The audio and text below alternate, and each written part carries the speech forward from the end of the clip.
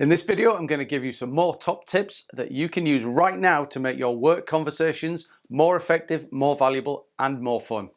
This is Productivity ACE. Let's get it done. If you're at all serious about wanting to progress at work, develop your career, build great relationships that everyone talks about, then you're going to have a lot of conversations. You're going to have individual conversations, group conversations, fun, serious, stressful, enjoyable. There are a whole load of different types of conversations that you might have, and also a whole load of interesting moving parts to each one that span a whole variety of topics and aspects. It's a fascinating subject. What makes some conversations effective and what makes others a total waste of time?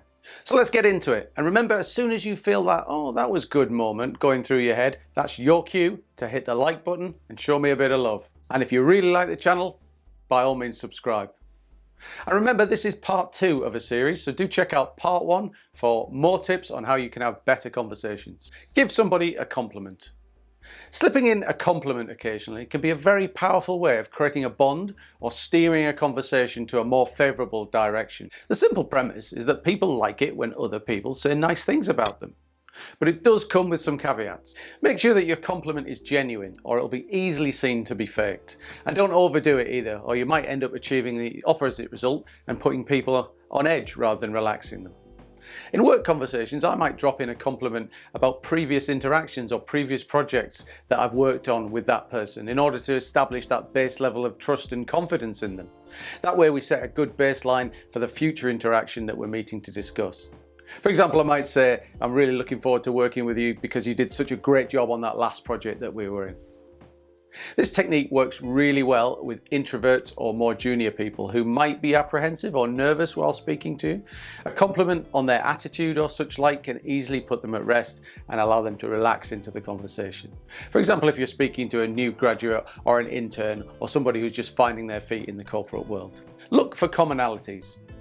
Especially with people that you don't know or haven't spoken to before, the common subject of interest is an incredibly valuable thing to discover. It's like treasure. Ahead of important or strategic new interactions, I tend to do a bit of research on the individual to see if I can find that common subject of interest. I might look on LinkedIn and see if I can dig out some background information that I can relate to.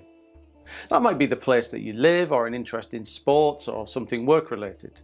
It can be anything really. And using these commonalities strategically throughout an interaction can be incredibly useful to either change up the mood or the vibe of the conversation, or to act as a break from particularly stressful or in-depth work topics. Taking it a step further, as I often like to do, I ask you to keep a log or a tracker of everybody that I speak to, and in it I note down any potential or confirmed commonalities that we have.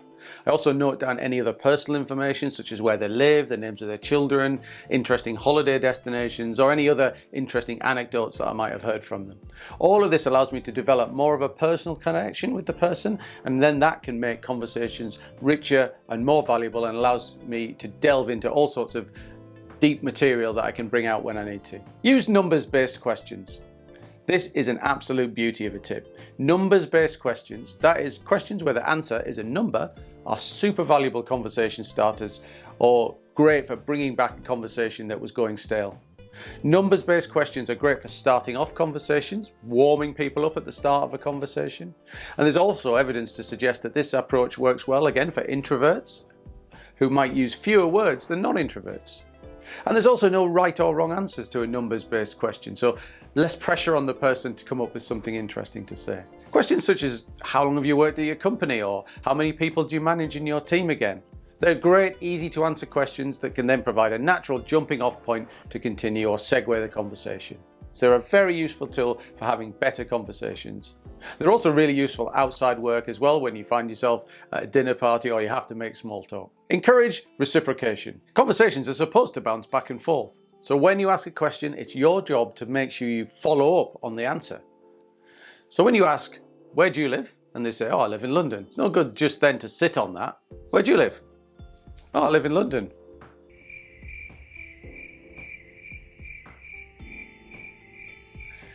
Instead, you've got an answer, and even though the answer might not be interesting or it may be one word or basic, you need to find a pivot. So you'd say, oh, London, cool. I was there a couple of years ago. You know what I like about London? It's this and it's this. And what do you like about London?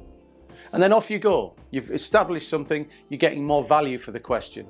Each question that you ask should, in theory, be able to spark off some sort of reciprocal dialogue to increase the bond and the level of interaction.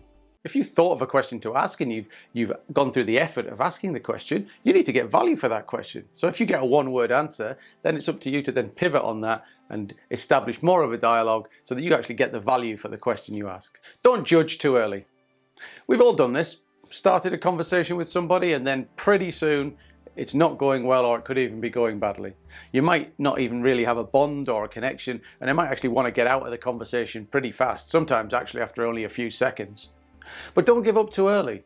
Some of the best relationships that I've cultivated have started with conversations that were awkward or not seeming to be going anywhere, and actually I wanted to get out of them pretty fast. So if you're struggling in a conversation, then it's a challenge. Use your skills. You're obviously passionate about wanting to learn and develop the art of conversations, or you wouldn't be watching this video.